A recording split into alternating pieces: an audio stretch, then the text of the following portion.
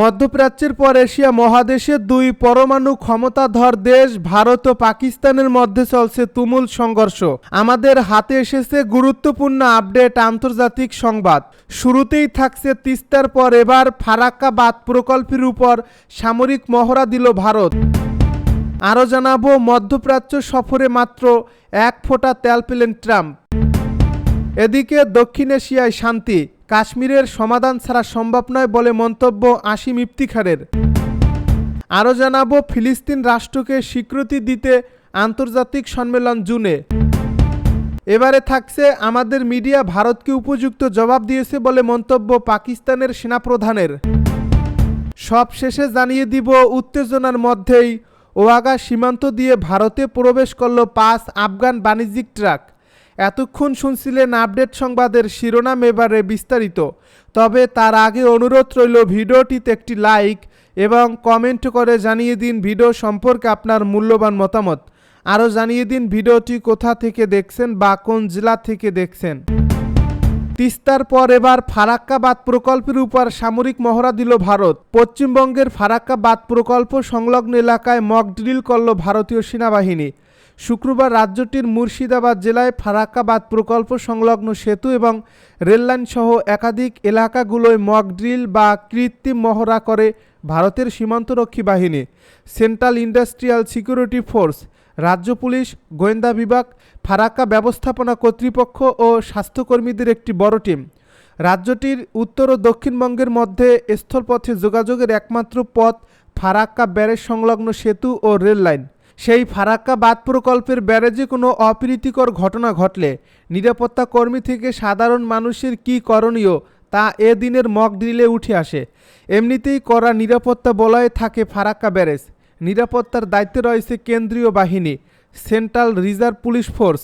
এ বিষয়ে ফারাক্কা ব্যারেজের দায়িত্বপ্রাপ্ত CISF commandant Mukesh Kumar জানিয়েছেন, দেশের বর্তমান পরিস্থিতিতে কেন্দ্রীয় সরকারের নির্দেশ, আমাদের প্রত্যেকটি নিরাপত্তা এজেন্সিকে সতর্ক থাকতে বলা হয়েছে। কেবলমাত্র সীমান্তে বিপদ নয়, দেশের ভেতরেও বিপদ লুকিয়ে আছে। এই ফারাক্কা ব্যারেজ দক্ষিণবঙ্গ ও উত্তরবঙ্গের মধ্যে সংযোগ রক্ষা করছে। এখানে কোনো কিছু অপ্রীতিকর ঘটনা ঘটলে সেটা আমাদের পক্ষে খুবই ক্ষতিকারক। তাই কোনো রকম ঘটনা ঘটলে যৌথভাবে কী করতে হবে, মাল্টি এজেন্সি দ্বারা আজকে এই মক ড্রিল অনুষ্ঠিত হয়েছে। মধ্যপ্রাচ্য সফরে মাত্র এক ফোঁটা তেল পেলেন ট্রাম্প। মার্কিন প্রেসিডেন্ট ডোনাল্ড ট্রাম্প সংযুক্ত আরব আমিরাতে সফরে গিয়ে এক ব্যবসায়িক অনুষ্ঠানে অংশ নেন। সেখানে আবুধাবি ন্যাশনাল অয়েল কোম্পানির প্রধান সুলতান আল জাবের তাকে উপহার হিসেবে একটি ক্যাপসুলে তেলের ফোঁটা দেন। এই তেল মুরবান নামে পরিচিত, যা পৃথিবীর সেরা মানের তেল হিসেবে বিবেচিত হয়। মুরবান তেল 1958 সালে আবিষ্কৃত হয় এবং এটি অত্যন্ত কম কার্বন নির্গমনকারী। এই তেলের গ্র্যাভিটি 40 এবং সালফারের পরিমাণও খুব কম। এই সফরের সময় ইউএই এবং যুক্তরাষ্ট্রের মধ্যে একটি বড় বিনিয়োগ চুক্তি হয়। 2035 সালের মধ্যে দুই দেশ মিলে $440 বিলিয়ন বিনিয়োগ করবে জ্বালানি খাতে। এ প্রকল্প এক্সন মোবিল, অক্সিডেন্টাল ও ইউজি রিসোর্স নামে বড় বড় মার্কিন কোম্পানি যুক্ত হবে। এছাড়া মার্চ মাসে ইউএই যুক্তরাষ্ট্রের 10 বছরের জন্য $1.4 ট্রিলিয়ন বিনিয়োগ করার ঘোষণা দেয়, যা কৃত্রিম বুদ্ধিমত্তা, সেমিকন্ডাক্টর, জ্বালানি ও উৎপাদন খাতে ব্যয় হবে। দক্ষিণ এশিয়ায় শান্তি, কাশ্মীরের সমাধান ছাড়া সম্ভব নয় বলে মন্তব্য আসিম ইফতিখারের। জাতিসংঘে পাকিস্তানির স্থায়ী প্রতিনিধি অ্যাম্বাসাডার আসিম ইফতিখার বলেছেন, কাশ্মীর সমস্যার শান্তিপূর্ণ সমাধান ছাড়া দক্ষিণ এশিয়ায় দীর্ঘস্থায়ী শান্তি সম্ভব নয়। এক ব্রিটিশ টেলিভিশন চ্যানেলকে দেওয়া এক সাক্ষাৎকারে তিনি জানান, ইসলামাবাদ ভারত পাকিস্তান সীমান্তে টেকসই যুদ্ধবিরতি বজায় রাখার প্রতিশ্রুতিতে অটল রয়েছে। তবে দুই দেশের মধ্যকার পরিস্থিতি এখনও সংবেদনশীল ও অনিশ্চিত রয়ে গেছে বলেও মন্তব্য করেন তিনি জোর দিয়ে বলেন, কাশ্মীর সমস্যার শান্তিপূর্ণ ও টেকসই সমাধান ছাড়া এ অঞ্চলে স্থায়ী শান্তি ও স্থিতিশীলতা অর্জন করা সম্ভব নয়। সাক্ষাৎকারে মার্কিন প্রেসিডেন্ট ডোনাল্ড ট্রাম্পের মধ্যস্থতা প্রচেষ্টার প্রশংসাও করেন পাকিস্তানের স্থায়ী প্রতিনিধি আসিম ইফতিখার। আরও জানান, পাকিস্তান আন্তর্জাতিক মহলের সঙ্গে শান্তিপূর্ণ সম্পর্ক বজায় রাখতে চায়, তবে ন্যায়ভিত্তিক সমাধান ছাড়া শান্তি প্রতিষ্ঠা সম্ভব নয়। ফিলিস্তিন রাষ্ট্রকে স্বীকৃতি দিতে আন্তর্জাতিক সম্মেলন জুনে। সৌদি আরব ও ফ্রান্সের যৌথ আয়োজনে ফিলিস্তিনের জন্য দ্বিরাষ্ট্র সমাধান নিয়ে জুন মাসে অনুষ্ঠিত হতে যাচ্ছে একটি আন্তর্জাতিক সম্মেলন। আরব লীগের একজন জ্যেষ্ঠ কর্মকর্তা শুক্রবার বিষয়টি নিশ্চিত করেছেন।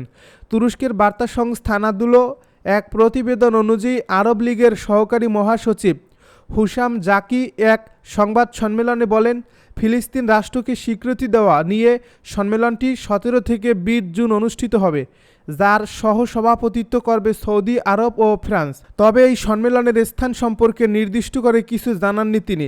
এই ঘোষণা এসেছে এমন এক সময়ে যখন গাজায় ইসরায়েলি আগ্রাসনে এখন পর্যন্ত 53,000-এর বেশি মানুষ নিহত হয়েছে, যাদের অধিকাংশই নারী ও শিশু। যাকে আরও বলেন, এই সম্মেলনের মূল লক্ষ্য হল জাতিসংঘের সাধারণ পরিষদের পূর্ববর্তী একটি প্রস্তাব বাস্তবায়ন এবং প্যালেস্তাইন ইসরায়েল দ্বিরাষ্ট্র সমাধান প্রক্রিয়াকে ত্বরান্বিত করা। পাশাপাশি এ সম্মেলনে প্যালেস্তাইন রাষ্ট্র বাস্তবায়নের রাজনৈতিক, অর্থনৈতিক ও সামাজিক দিকগুলো গভীরভাবে পর্যালোচনা করা হবে।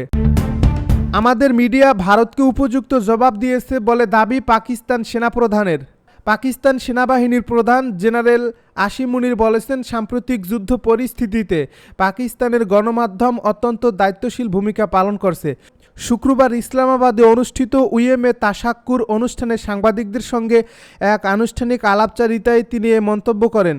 তিনি আরও বলেন, পাকিস্তানি মিডিয়া ভারতীয় মিডিয়ার অপপ্রচারের বিরুদ্ধে শক্ত প্রতিক্রিয়া দেখিয়েছে, যা ভারতীয় গণমাধ্যমে দীর্ঘদিন মনে রাখবে। তিনি পাকিস্তানি সাংবাদিকদের প্রশংসা করে বলেন, যুদ্ধকালীন সময়ে জাতিকে সঠিক তথ্য ও প্রেক্ষাপট দেওয়া অত্যন্ত গুরুত্বপূর্ণ এবং গণমাধ্যম তা সফলভাবে করেছে। উত্তেজনার মধ্যেই ওয়াগা সীমান্ত দিয়ে ভারতে প্রবেশ করল 5 আফগান বাণিজ্যিক ট্রাক। পাকিস্তান ও ভারতের মধ্যে চলমান উত্তেজনার মধ্যে ওয়াগা সীমান্ত ক্রসিং দিয়ে আফগান বাণিজ্যিক পণ্য বহনকারী 5টি ট্রাক ভারতের উদ্দেশ্যে রওনা হয়েছে। শুক্রবার সংশ্লিষ্ট সূত্র বিষয়টি নিশ্চিত করছে। এক প্রতিবেদনে এই তথ্য জানিয়েছে দ্য ইন্টারন্যাশনাল নিউজ। এ প্রতিবেদনে বলা হয়েছে, ন্যাশনাল লজিস্টিক সেলের তত্ত্বাবধানে কয়েক সপ্তাহ ধরে ওয়াগা বন্দরে আটকে থাকা ট্রাকগুলোকে অবশেষে ভারতে যাওয়ার অনুমতি দেওয়া হয়েছে। তথ্য অনুসারে আফগান শুকনো ফল বোঝাই ট্রাকগুলো পাকিস্তানি চালকরা চালাচ্ছিলেন। ভারত সরকার সীমান্ত ক্রসের জন্য তাদেরকে 24 ঘন্টা সময় দেওয়া হয়েছে। গত মাসে পাকিস্তান ভারত সীমান্ত বন্ধ হওয়ার পর আফগান সরকার ওয়াগা সীমান্ত ক্রসিং দিয়ে ভারতে শুকনো ফল বহনকারী 150টি ট্রাককে ট্রানজিট দেওয়ার জন্য পাকিস্তানকে অনুরোধ করেছিল। আফগান অনুরোধের প্রতিক্রিয়ায় পাকিস্তান 1 মে শর্ত সাপেক্ষে এই ট্রাকগুলো চলাচলের অনুমোদন দেয়। তবে ভারত সরকার পাকিস্তানি চালকদের প্রবেশের অনুমোদিত দিতে দেরি করার কারণে এবং নতুন করে সীমান্ত উত্তেজনা ও 2 প্রতিবেশী রাষ্ট্রের মধ্যে সংঘাতের কারণে প্রক্রিয়াটি বিলম্বিত হয়।